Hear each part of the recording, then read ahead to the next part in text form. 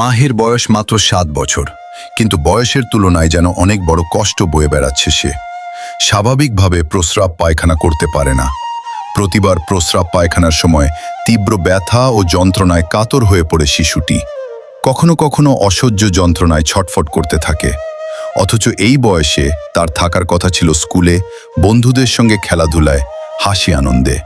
সিরাজগঞ্জ সদর উপজেলার রতনকান্দি ইউনিয়নের খামারগাতি গ্রামের দিনমজুর কারিম হোসেনের মেয়ে মাহি গত বছরের শীতের একদিন বাড়িতে কেউ না থাকার সুযোগে দাদার পকেট থেকে দিয়াশলাই নিয়ে আগুন জ্বালাতে যায় ছোট্ট মাহি। মুহূর্তের অসাবধানতায় আগুন ধরে যায় তার পরনের জামায়। চোখের পলকে আগুনে ঝলসে যায় তার শরীরের নিচের অংশ। সেদিনের সেই দুর্ঘটনা যেন মাহির জীবনটাই বদলে দিয়েছে। অসহায় পরিবারটির সামর্থ্য না থাকায় শুরুতেই মাহিকে উন্নত চিকিৎসা করানো সম্ভব হয়নি। স্থানীয়ভাবে চিকিৎসা করানোর পর পোড়া ক্ষত শুকিয়ে গেলেও নতুন করে দেখা দেয় আরও ভয়াবহ সমস্যা। পোড়া ক্ষতের কারণে ধীরে ধীরে মাহির মূত্রনালীর পথ সংকুচিত হয়ে বন্ধ হয়ে যায়। এখন স্বাভাবিকভাবে প্রস্রাব করতেও পারছে না সে।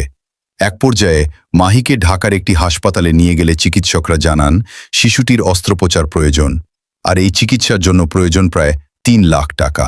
মাহির বাবা দিনমজুর, দিন এনে দিন খেয়ে সংসার চালান। অন্যদিকে তার মা মানসিকভাবে অসুস্থ। এমন একটি পরিবারের পক্ষে সন্তানের ব্যয়বহুল চিকিৎসার খরচ বহন করা যেন অসম্ভব হয়ে দাঁড়িয়েছে।